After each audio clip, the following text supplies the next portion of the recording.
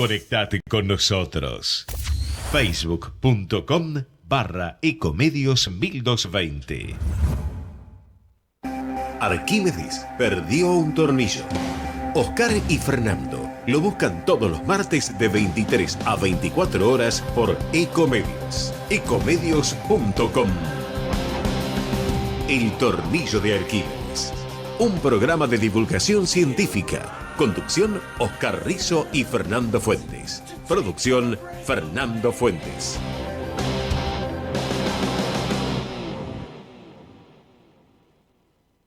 Bueno, bienvenidos a una nueva entrega del Tornillo de Arquímedes. Hoy, como siempre lo hacemos, en realidad con temas que son de sumo interés, ¿no? Fernando, ¿qué tal? ¿Cómo estás vos? ¿Cómo estás, Oscar? Muy bien, muy bien. ¿Con qué empezamos, Fer, hoy? Bueno, tenemos un programa también variado, ¿no? Hoy venimos por el lado de la arqueología, Oscar. Convocamos a Inés Gordillo Besalú. Inés es doctora en arqueología, trabaja en el Instituto de Arqueología. Esto depende de la Facultad de Filosofía y Letras de la Universidad de Buenos Aires. Con ella, Oscar, un tema que nos pareció muy interesante, que tiene que ver con una rama de la arqueología, que es la arqueología del abandono, la arqueología de la destrucción. Digamos, ya nos va a explicar bien un poco de qué se trata ella. Ella específicamente trabaja en el noroeste de nuestro país, con una cultura que es fascinante, que se llama cultura de la aguada. Así que bueno, justamente estudiando este tópico, arqueología del abandono, en un sitio también muy interesante, La Rinconada, allí en Catamarca. Así que bueno, nos va a contar un poco al respecto. Bueno, y después tenemos, en Pasando Revista, nuestra sección donde discutimos artículos de reciente producción. Vamos a charlar de un tema muy interesante. La primer, prueba o estudio sobre una vacuna derivada de las plantas y para uso en humanos, ¿verdad? Así que eso vamos a charlar un poco cómo surge esta idea, que no es tan nueva como parece, ¿eh? Muy bien. Bueno, tenemos la sección también habitual ya, Fisgones de Laboratorio. Nos entrometemos un poco en el trabajo diario de científicos y científicas. Nuestra víctima en el día de la fecha es Soledad Goubric Cavalli. Soledad es paleontóloga, es doctora en Ciencias Naturales, trabaja en la Facultad de Ciencias Naturales y Museo. Esto depende de la Universidad Nacional de La Plata. Y con ella también, un tema que nos pareció muy interesante. Vos sabés, Oscar, que siempre, generalmente los paleontólogos que invitamos, o paleontólogas, nos hablan de dinosaurios. Soledad nos va a hablar específicamente de peces fósiles, así que nos pareció un tema más que interesante. Bien, y como siempre, en el comentario pandémico que estamos acostumbrados a hacer en los últimos meses, vamos a charlar sobre un informe un poco deprimente, yo lo llamaría, sí, del estudio Solidarity, en donde la verdad es que, lo vamos a contar más adelante, pero que la evidencia sobre medicamentos que sean útiles en esta enfermedad han quedado muy reducidas, ¿verdad? bien, ¿Dónde perfecto. pueden escucharnos, Fer? Bueno, todos los martes haciendo este envío, aquí por Ecomedios AM 1220 a las 23 horas, escúchenos en vivo. Pueden escucharnos también a demanda, como se escucha un poco la radio ahora, vía iVoox y RadioCat, dos plataformas donde está alojado nuestro programa. Estamos en las redes sociales, @tornilloarqui en nuestra cuenta en Twitter, estamos en Facebook y también en Instagram, Oscar. Vamos con algo de música y ya venimos con Inés Gordillo Besalú.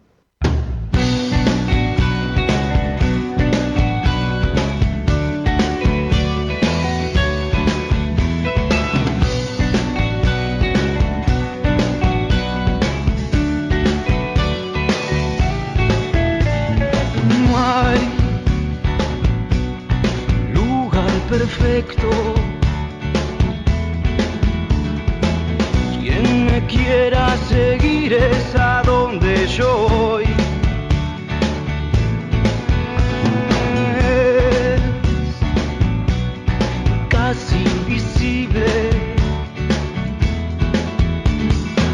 Pero un día vendrás a decirme quién soy.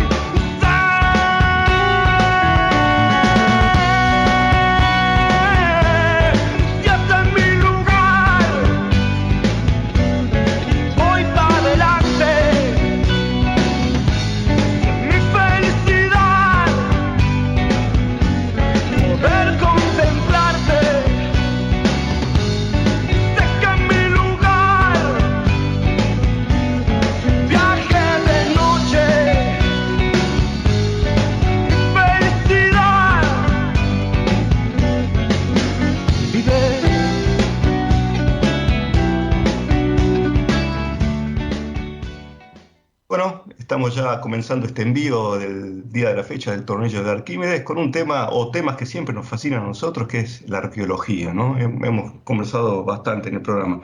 Y para hoy tenemos una invitada, se llama Inés Gordillo Besalú. Inés es doctora en arqueología, trabaja en el Instituto de Arqueología, depende de la Facultad de Filosofía y Letras de la Universidad de Buenos Aires.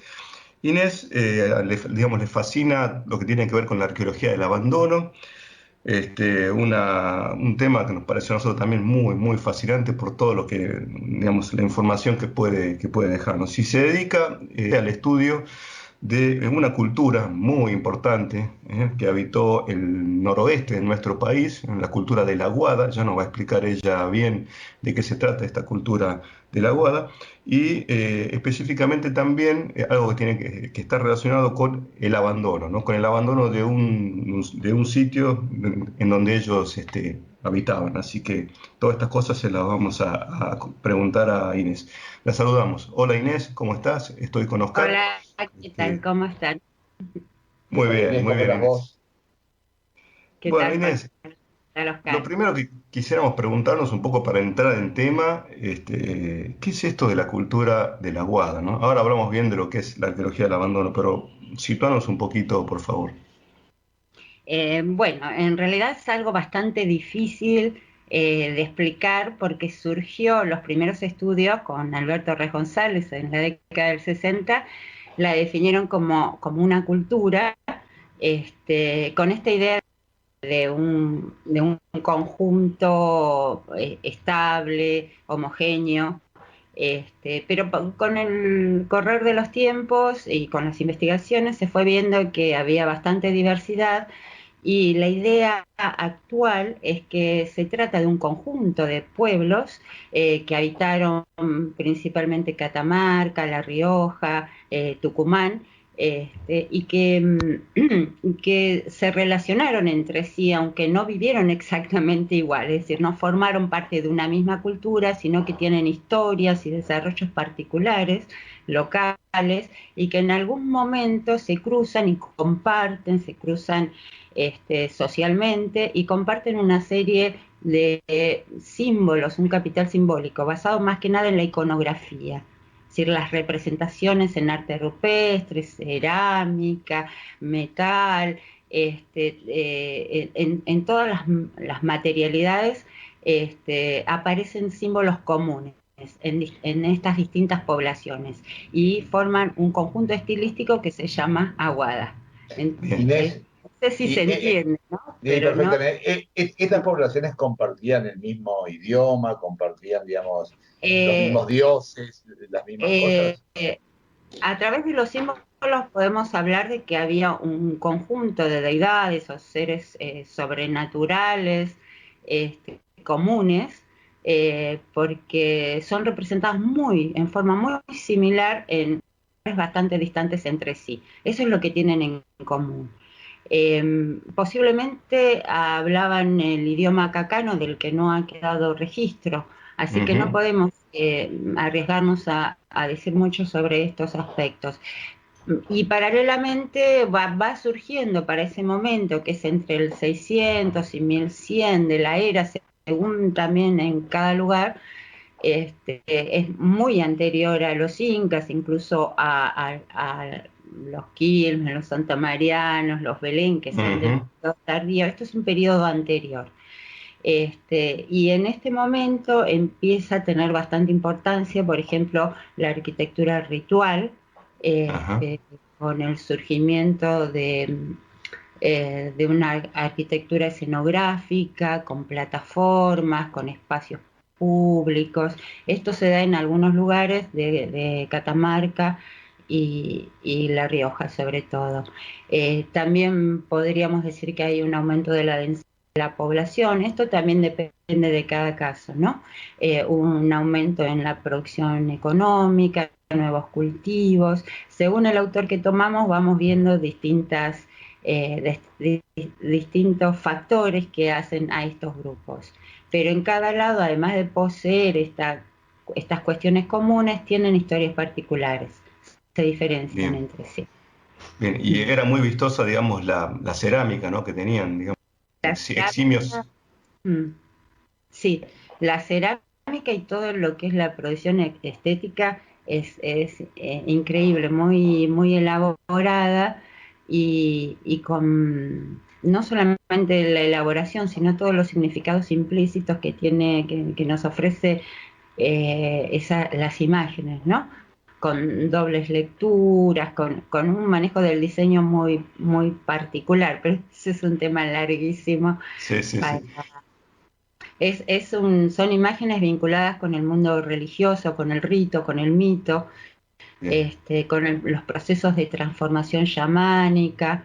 eh, bueno, están más vinculadas, son imágenes que tienen que ver con lo religioso, con las creencias, no tanto con la vida cotidiana, digamos, en el arte, ¿no? En El las arte. expresiones artísticas. Aún así, las vasijas, por ejemplo, con estas representaciones sí formaban parte de la vida cotidiana, eran la Ah, vajilla, no solamente está en tumbas o en lugares sagrados, sino que era la vajilla que usaban cotidianamente. Así que hay como una doble mirada que podemos hacer sobre esto. Inés, como comentamos un poco al principio, digamos, gran parte de tu trabajo se centra o se centró en Catamarca, ¿no? En el Valle de Ambato y en un sitio que ha dejado mucho registro arqueológico, ¿no? Se llama La Rinconada, ¿no? Está allí en el Valle de Ambato, en el extremo oriental de Catamarca. ¿Querés contarnos qué características tiene el sitio? Digamos, era un asentamiento donde había registros, ¿ustedes creen que había gran densidad de personas dando vuelta por allí en esa época, ¿no? Sí. Realmente es un valle, el Valle de Ambato es un valle muy rico arqueológicamente y que ha dejado un registro arqueológico bien interesante. Corresponde justamente a este momento, entre el 600 y el 1100, 1200, podríamos llegar de nuestra era. Eh, Allá se desarrolló lo que se conoce como aguada de Ambato, que tiene también es una modalidad particular en términos de artísticos, ¿no? O Ujú. en términos de expresiones cerámicas y otros materiales. Eh, bueno, el valle estuvo bastante poblado, hay numerosos sitios y uno de los que se destaca es justamente La Rinconada. Curiosamente, este sitio tiene esta cuestión de empieza a surgir la arquitectura ceremonial. Es, Ajá. eh, es un centro ceremonial. Tenemos estructuras macizas que rodean un espacio central que le llamamos plaza, donde podían concurrir muchas personas. Y seguramente, seguramente no, todo el espacio que circunda a esa plaza eh, está tratado escenográficamente, en vistas a la plaza, ¿no? Para que sea visto desde la plaza. Pensamos que allí se realizaban rituales y distintos tipos de ceremonias. Y al mismo tiempo, ese mismo sitio tiene áreas de vivienda, áreas de residencia permanente. Este sitio, curiosamente, la gente del lugar le ha llamado desde que yo fui hace 3 décadas, le llama Iglesia de los Indios, dando con, Ah, digamos, con el claro. sentido que la arqueología va definiendo, ¿no? Para el lugar. Pero ya la gente, y desde los abuelos de la gente mayor, incluso de la zona, le llamaban Iglesia de los Indios. Claro. Eh, eh, Realmente es uno de los sitios, es un sitio muy emblemático en la arqueología porque tiene un registro particular, justamente en función del abandono, de cómo fue abandonado y Bueno, qué un poco la sucedió. pregunta, claro, un poco la pregunta que venía a eso es, ¿por qué una población instalada, digamos, que está creciendo, que tiene una población muy grande, que tiene cultivos, ¿por qué primero decide abandonar, diríamos, ese lugar, ¿no?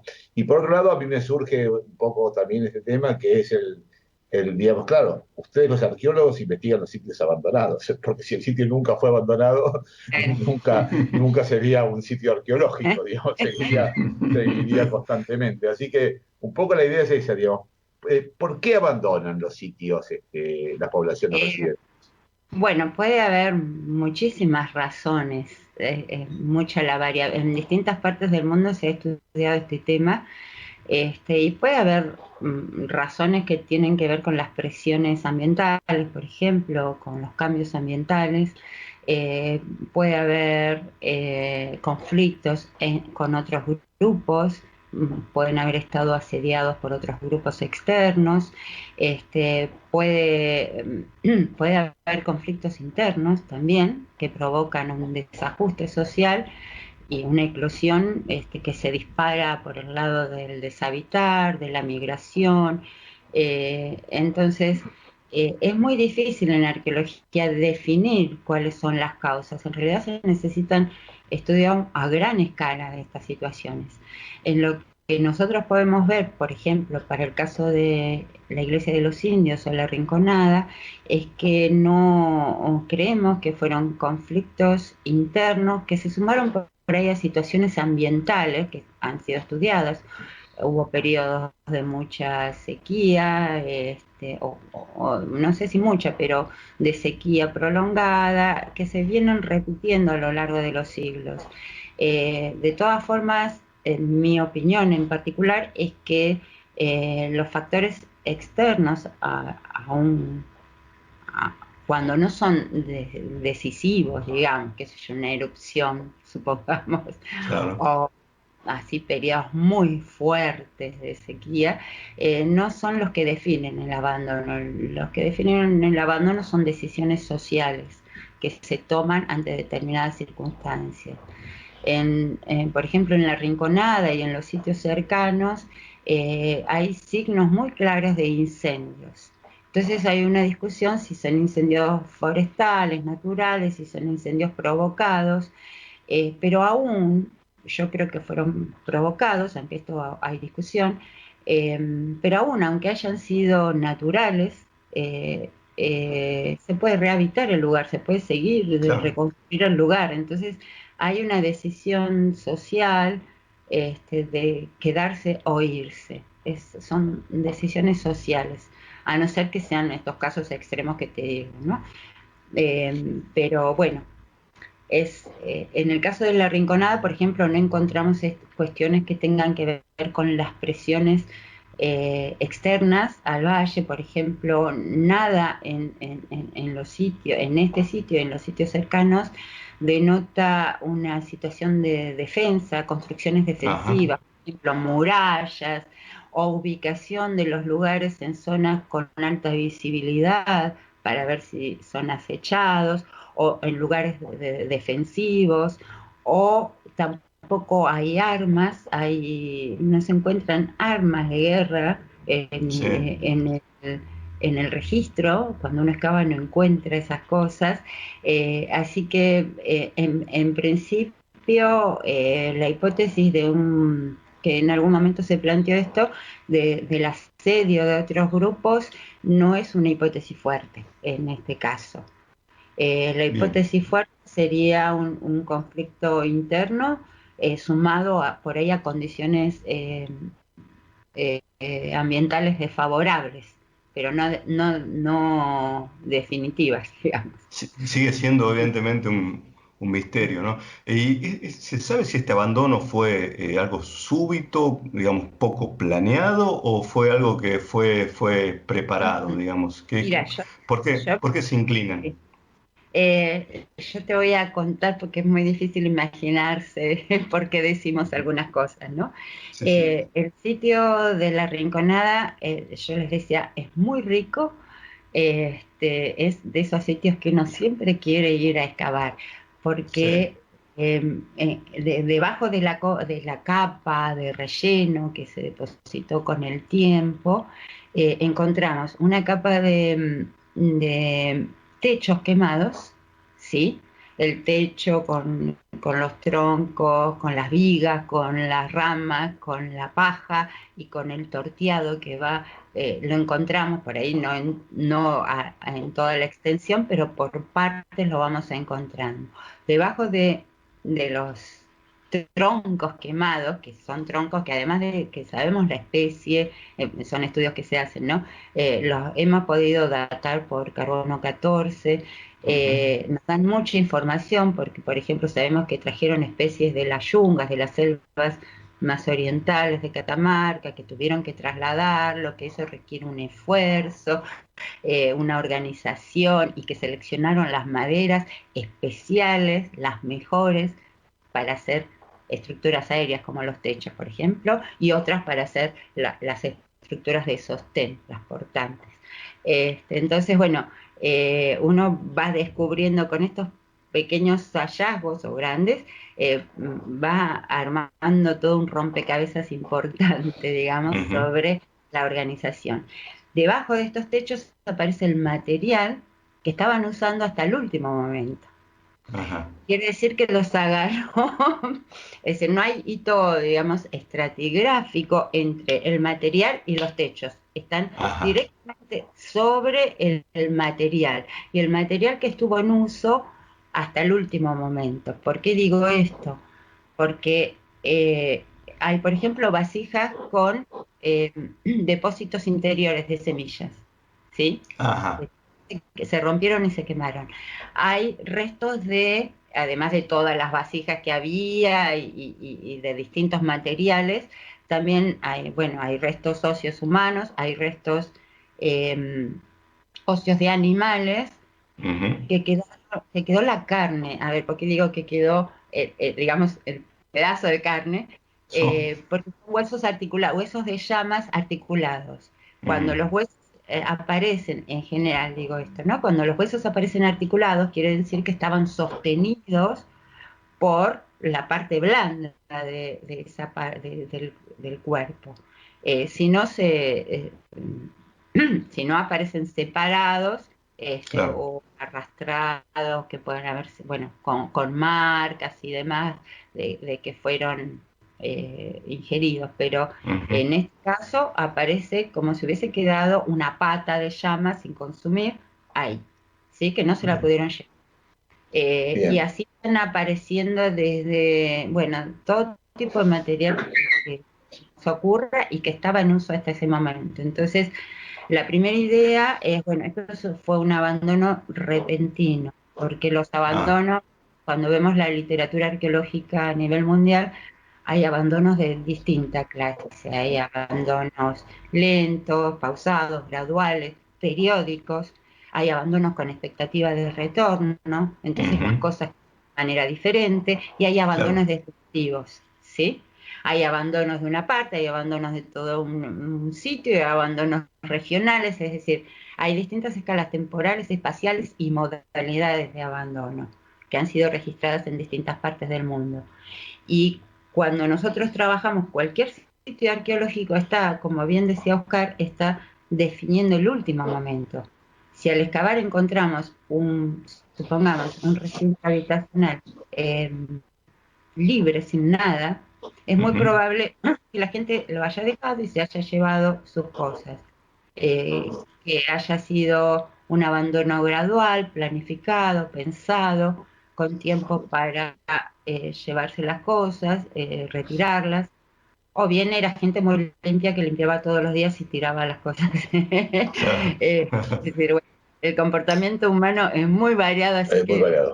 pueden ser muchas, pero bueno, vamos a las cosas lógicas, digamos, y a plantear hipótesis y ver si estas hipótesis resisten la evidencia, ¿no? Inés, yo una de las cosas que vi es que por el aspecto, por la fragmentación de la cerámica y de otras cosas, vos podías definir si eso sucedió en forma accidental o si sucedió previamente. O sea, como que hay una ceremonia de ruptura de cosas y Sí, después incendio, ¿no? sí, mira, estamos ahora, primero empezamos viendo, bueno, esto no fue un abandono planificado, fue imprevisto, rápido seguramente. Y después empezamos a pensar que al considerar que dejar un lugar, abandonar un lugar, deshabitar, irse del mundo, del centro del mundo donde uno vive, y dejarlo definitivamente no es algo simple, produce una ruptura física y mental muy importante en las personas y en las poblaciones en general. Entonces, y se cruza con todos los órdenes de la vida. Entonces, tan significativo es esto que debieron tener prácticas significativas Ujú. vinculadas a este evento de abandono. Y en muchos lugares del mundo y en la Rinconada también se ha encontrado que la gente cuando deja un lugar tiene prácticas destructivas, podríamos llamarlas, aunque en realidad son creativas también, porque son la fuerza para lograr el desapego, el abandono. Y lo que estamos viendo ahora mediante distintos tipos de análisis, que son muy específicos, pero son muy valiosos, estamos viendo que hubo sí prácticas de destrucción de determinados materiales, de sacrificios de materiales al lugar, Ujú. de ofrendas por el estado en que aparecen los materiales, ¿no? Acá hemos hecho distintos tipos de estudios y que eso fue previo a los incendios. Es decir, antes de los incendios, que seguramente es parte de esta cadena de, de hechos premeditados, digamos, antes de los incendios hubo una serie de, seguramente, rituales de ofrenda y sacrificio de objetos. No sabemos si de personas, aparentemente no, pero sí de objetos que debían ser muy significativos para ellos. Y estamos tomando esta cuestión de la destrucción como un elemento más en la constitución Ujú. de las sociedades, no como el fin de algo, sino también como el principio de algo, como algo que constituye, que conforma, que objetiva a las personas. No sé si se Sí, entiende. sí. Perfectamente. Leía por ahí en un trabajo tuyo acerca de la importancia esto, ¿no? De la arqueología de la destrucción, como definen ustedes, que brinda por ahí otra visión. A veces, generalmente el trabajo arqueológico, corregime por favor si no es así, está muy centrado en la producción, ¿no? Es decir, uno conoce una civilización en base a lo que produce, en base a lo que genera. Pero también es interesante cambiar un poco, digamos, esa óptica y empezar a tratar de conocer a la gente, a las civilizaciones por cómo destruyen las cosas que producen, ¿no? Un poco es así. Sí, sí, esa es la idea. Estamos con gente de mi equipo, estamos trabajando esta situación, lo que sería una perspectiva desde la destrucción.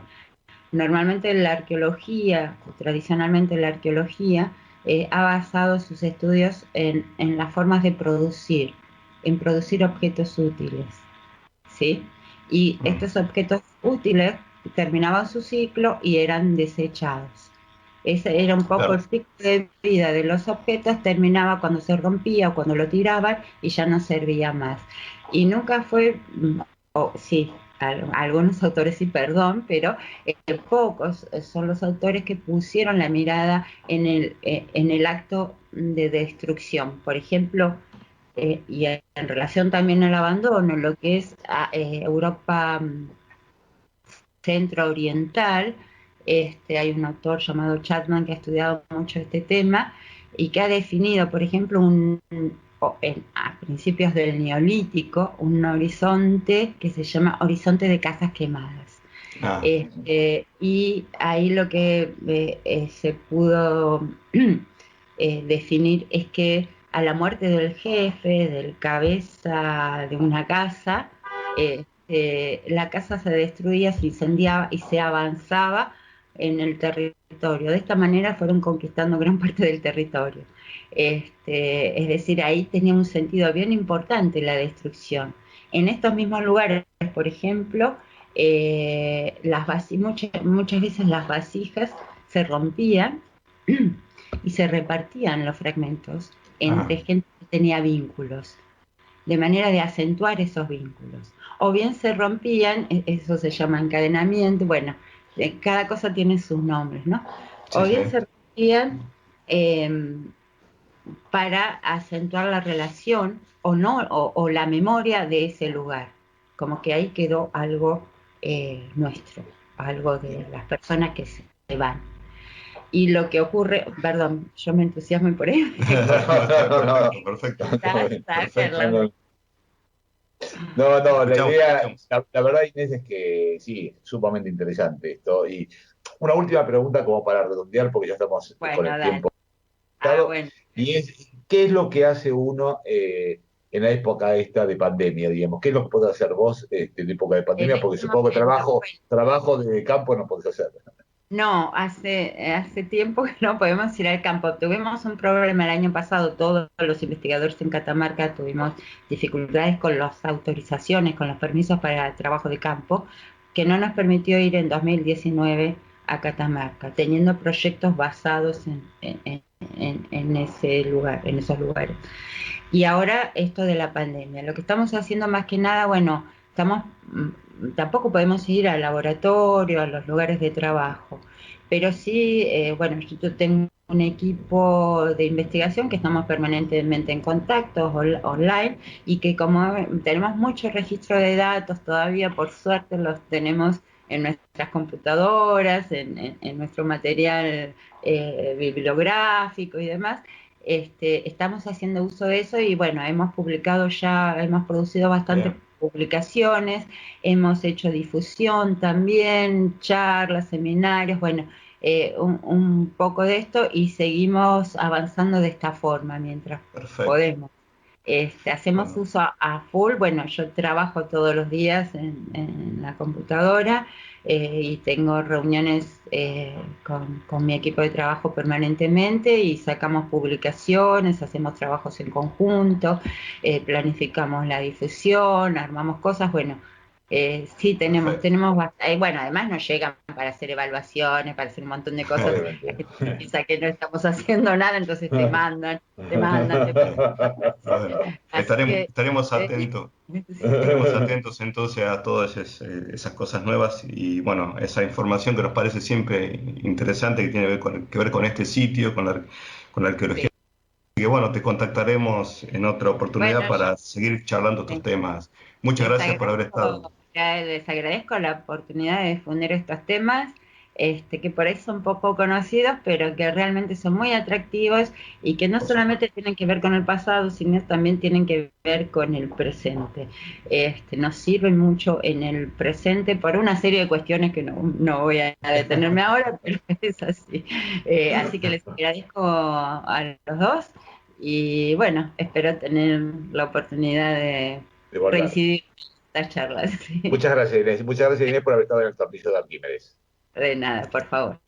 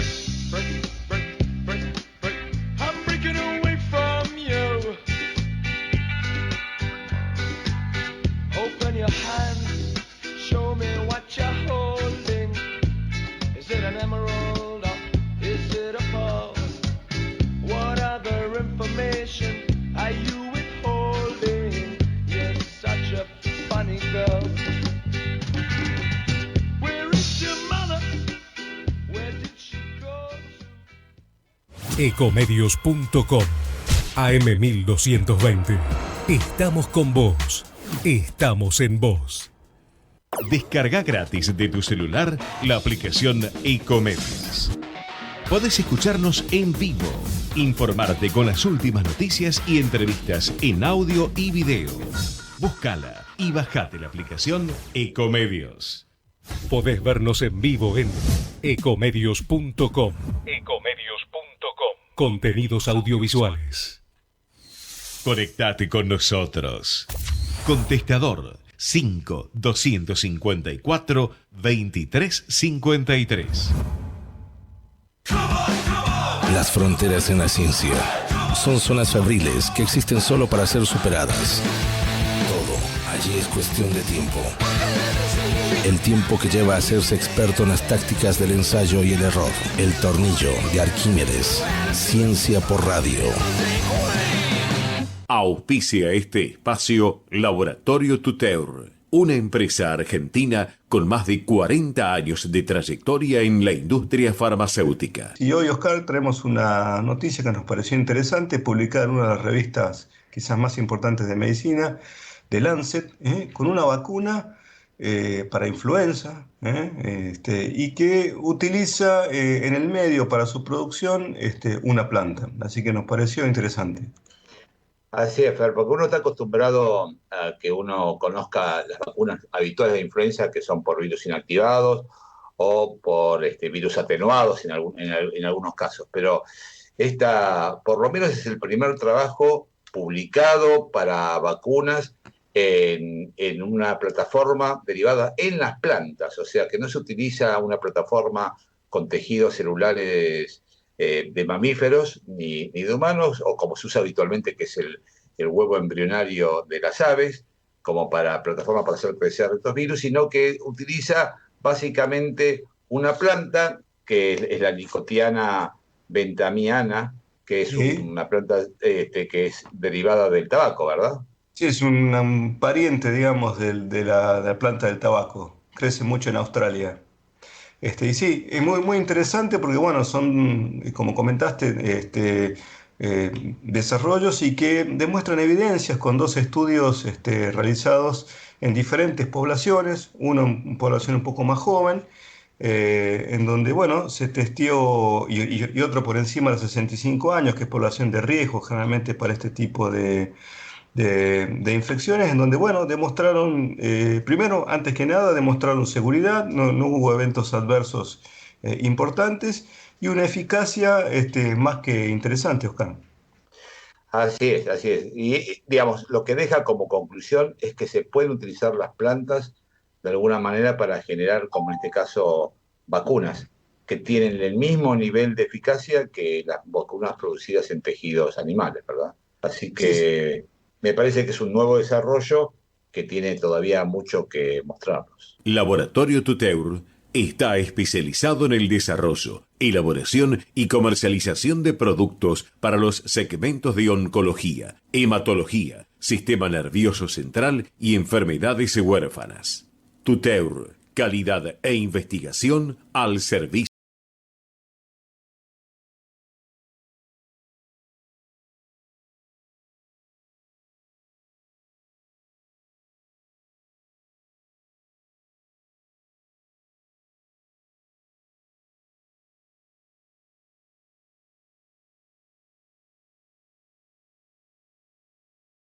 Y ya estamos en línea con Soledad Gourik Cavalli. Soledad es paleontóloga, es doctora en Ciencias Naturales, pertenece a la División Paleontología Vertebrados de la Facultad de Ciencias Naturales y Museo, esto es en la Universidad Nacional de La Plata, es investigadora del CONICET, y con ella, bueno, como comentamos, el tema de hoy en esta sección, que es fijones de laboratorio, tiene que ver con peces fósiles. Algo que nos pareció fascinante. Estamos muy acostumbrados a conocer de dinosaurios, pero bueno, nos parecía en esta oportunidad que era muy interesante, así que la saludamos. Hola Soledad, ¿cómo estás? Soy Fernando, estoy con Oscar Rizo. Hola chicos, ¿cómo están?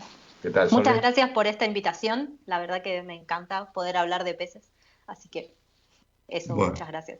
No, gracias a vos. La primera pregunta mía tiene que ver con esto que, bueno, digamos, veía por ahí buceando un poco en las redes que te volcaste hacia la paleontología, específicamente hacia el estudio de los peces fósiles, porque te fascinaba la biología marina. Entonces me quedé con una idea por ahí dando vueltas, es que qué capacidad que tienen los paleontólogos, los geólogos también, de ver océanos en donde efectivamente en este momento no existen océanos. Tus trabajos tienen mucho que ver con la cuenca neuquina, por ejemplo, un sitio árido, en donde, bueno, digamos, en estos momentos no hay un océano, pero sí hace millones de años. Contanos un poco, ¿cómo reconoces que estás ante la presencia de un océano? Bueno, a ver, Sí, es verdad. Yo quise ser bióloga marina y terminé siendo paleontóloga y trabajando en el mar, así que muy afortunada. ¿Y cómo reconocemos el océano? Bueno, en parte porque sabemos que hace muchos millones de años la cordillera, que hoy es la barrera que divide el océano Pacífico de nuestro continente, no estaba presente, entonces había una gran ingresión marina que abarcaba parte de Mendoza, parte de Neuquén y La Pampa, ¿sí?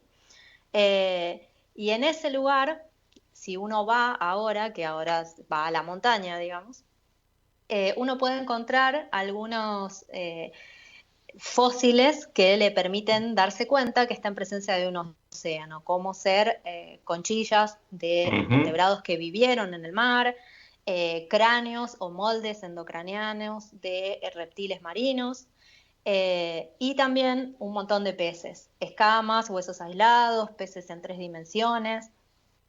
Así que vemos un montón de distinta fauna, también hay corales, en el medio de todas las plantas que son estos yuyitos que hay en el sur, ¿sí? Espinosos, no pastitos. Sole, te quería consultar, digamos, cómo, digamos, para que nos podemos ubicar en la época y en la fauna de esa época. ¿Cómo era, digamos, primero de cuántos millones de años atrás estamos hablando?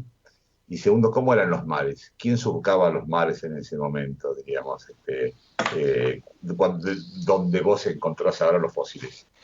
Bueno, estamos hablando de aproximadamente 150 millones de años atrás.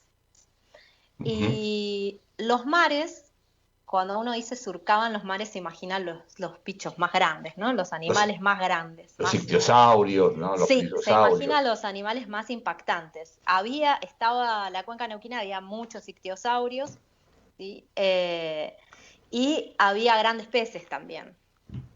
En realidad, en cuanto a diversidad, si uno piensa en la cantidad de individuos de distintos órdenes o distintas familias, distintos grupos, lo que más abundaban eran peces y por arriba de los peces los invertebrados. Y después vienen los reptiles, ¿sí? O sea, como en tamaño, quienes se alimentaban de los peces eran los reptiles marinos como los ictiosaurios, ¿sí? Que había muchos, y bueno, no sé si han escuchado hablar de Ophthalmosaurus, que es un dinosaurio muy conocido acá, publicado por colegas, Dacosaurus también, eran muy grandes y bastante feroces, digamos.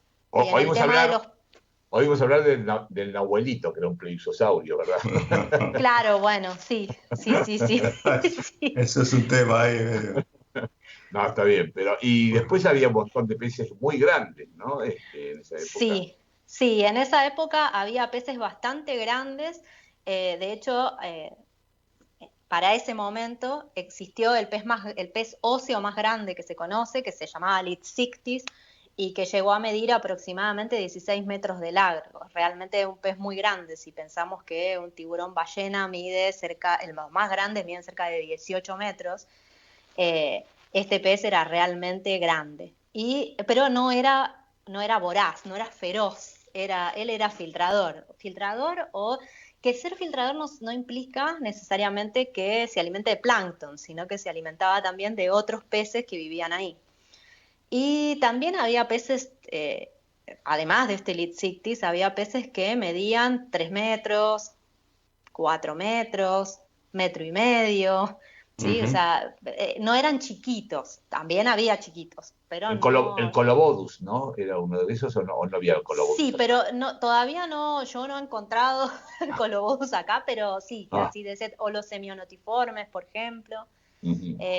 Yo trabajo con un grupo particular que se llaman paquicórmidos, y entre los paquicórmidos está este Litsictis, y hay otros que son carnívoros, ¿sí? Son predadores ictiófagos, que medían 3 metros más o menos. Bien, ¿y por qué llegaban a medir, digamos, a tener esas medidas tan importantes? ¿Hay alguna explicación? Mira, en realidad cuando se empiezan a separar los continentes, las temperaturas cambian, empieza a haber como mucho mayor aporte de de alimento, y quizás los animales hayan aumentado su tamaño por la disponibilidad de alimento. No se sabe con precisión el por qué, ¿no? Pero puede ser que haya sido por la comida, puede ser que haya sido para evitar que se los coman, ¿sí? Porque si vos tenés un bicho tan grande, otro animal no se lo va a comer. Pero la realidad es que un motivo particular no hay, digamos. Bueno. O yo no lo sé, también puede ser. Había un animal muy parecido a las pirañas, ¿no? Que era algo así como pirani, no me acuerdo cuánto. La megapiraña, pero la megapiraña es muy reciente, es del Mioceno de Entre Ríos. Ajá. Había uno que era, bueno, Piranidopus, no me acuerdo, ahora que había leído en algún momento. Quizás Pycnodontiformes. Puede ser. Los pycnodontiformes en realidad no son parecidos a las pirañas, son parecidos a los peces globo. Ajá. Se alimentaban de conchilla o de coral, ¿sí? Tenían dientes para triturar el alimento. No la piraña, que tiene dientes para cortar la carne, digamos, como una cuchilla carnicera de un perro.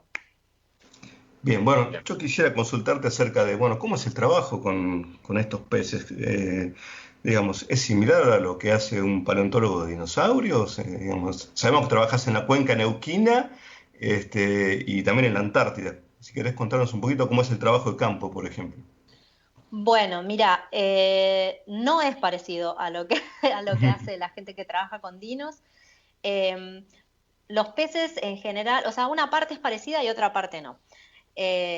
Los peces los encontrás tanto preservados en 3 dimensiones. Cuando trabajás con animales preservados en 3 dimensiones, muchas veces trabajás como una persona que trabaja con vertebrados como dinosaurios, porque vas caminando por el terreno hasta que encontrás una concreción, por ejemplo, y la partís con una masa y adentro encontrás el pez en 3D, el cráneo en 3D. También la gente que trabaja con amonites trabaja de esa manera, ¿sí? O con varios grupos de invertebrados, no solo amonites. Pero la mayoría de los peces están preservados en lajas. Y entonces el trabajo del paleontólogo que trabaja con peces es muy similar al del paleobotánico. Nosotros nos sentamos en el piso y picamos piedra, hasta que mágicamente partís una laja y aparece un pez. Así que el trabajo es un poco distinto al trabajo de la gente que trabaja con dinosaurios o con mamíferos. O sea, Soledad, vos no ves el animal caminando y no te encontrás con nada que te llame la atención. Vos agarrás cualquier piedra y la picás, ¿es así? Previamente, vos sabés que en el terreno hay otros organismos que te indican que puede haber peces, o ves briznas, o sea, escamitas aisladas. Entonces eso te indica que en ese lugar podés sentarte a buscar, ¿no? Pero la realidad es que podés sentarte a buscar y no encontrar nada porque solamente son esas escamitas, o como, no sé, en las últimas campañas que he hecho, bajar literalmente la mitad de un cerro hasta encontrar un nivel con peces, ¿sí? No un cerro gigante, ¿no? Pero bajar 3 metros de sedimento seguro, a pala y pico, hasta encontrar un nivel donde tenés todos los pececitos muertos ahí, en una instantánea del mar en ese momento, ¿sí? O sea, encontrás un montón de animalitos muertos ahí. No solamente peces, sino otros bichitos, ¿sí? Invertebrados y peces, pero muchos invertebrados también. Es realmente fascinante. ¿Y cómo es el estado de conservación de estos fósiles? ¿Es bueno? Es muy bueno. Cuando los encontrás en lajas, están aplastados, pero es como si vos dejaras un pez actual secarse en el fondo de tu casa, que te queda el cuero, ¿viste? Es así, encontrás el pez perfecto, con las escamas articuladas, con las aletas articuladas, todo el cráneo articulado, muy, muy bonito.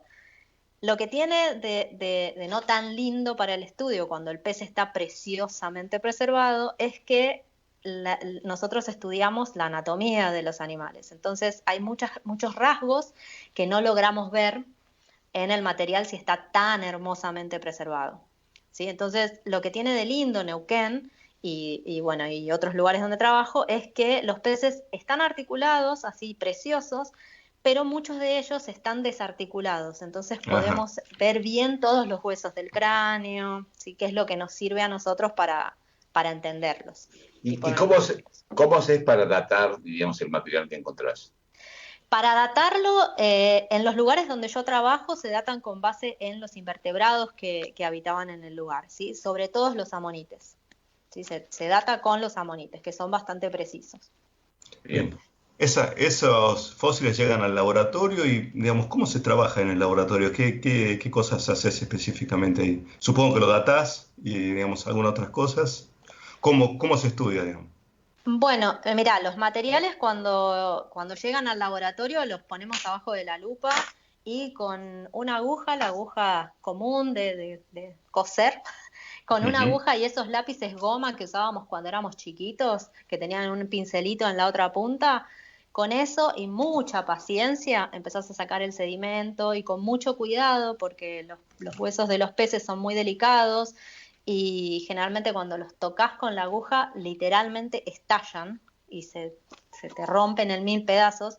Así que es un trabajo muy puntilloso y lento, donde vos vas preparando muy despacito, sacando ese sedimento.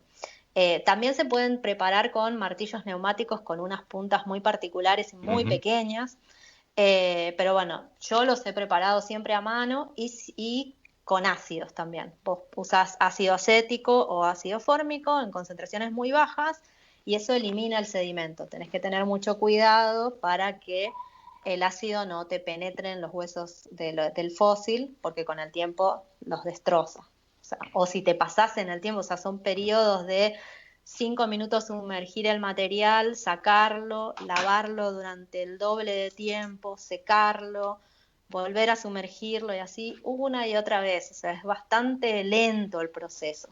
Así que, y después, bueno, los observás, los dibujás, e interpretas las estructuras y al final tenés un trabajo.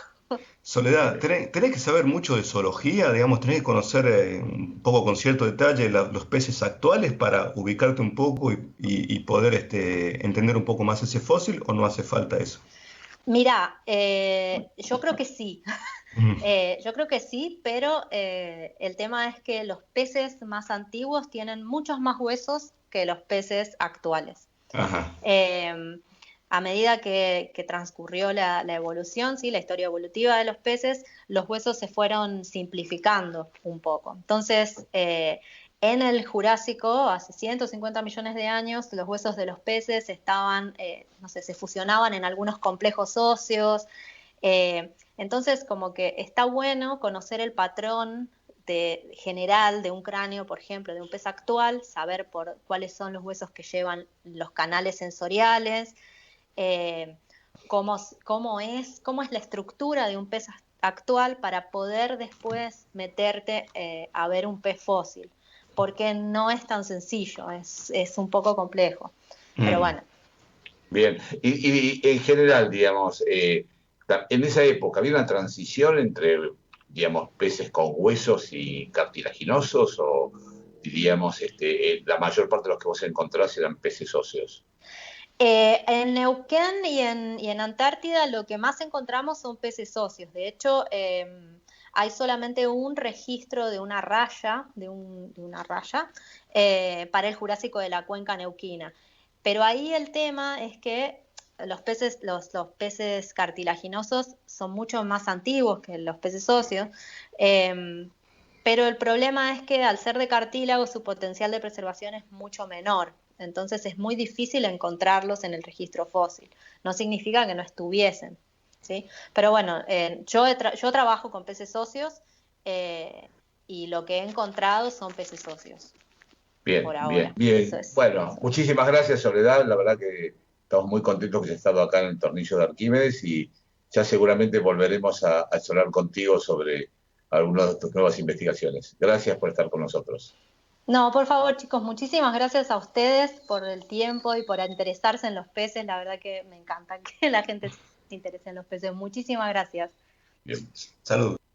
Bueno, en el cierre del envío del día de la fecha, Oscar, y bueno, le contamos a la gente que estamos haciendo este programa, El Tornillo de Arquímedes, un programa de divulgación científica, todos los martes a las 23 horas por Ecomedios AM1220, esta radio.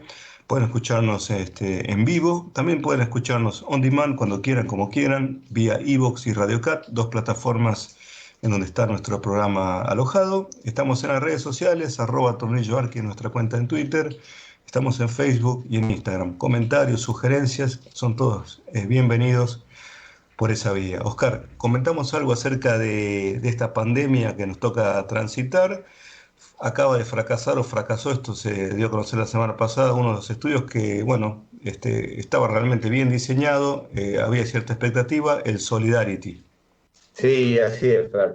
Solidarity era un estudio generado por la Organización Mundial de la Salud para probar medicamentos en más o menos un total, creo que alrededor de 12.000 pacientes en 400 centros de 32 países.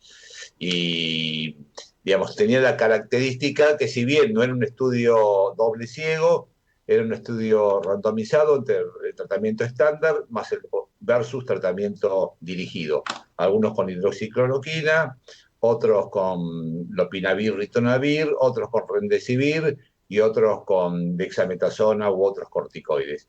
La realidad es que las ramas, cada una de esas ramas de tratamiento, salvo la de los corticoides, fracasaron todas en el estudio Solidarity. O sea que ninguna mostró ni disminución de la ventilación mecánica, ni disminución de la mortalidad, ni disminución del tiempo de permanencia en la terapia intensiva.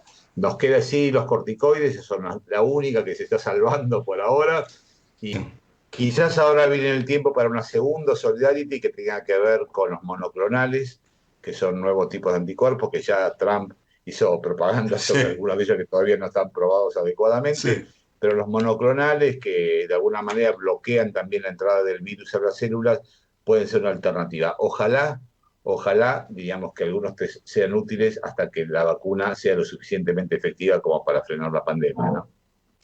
Bueno, un abrazo, Oscar. Nos vemos la semana que viene. Nos vemos la semana que viene.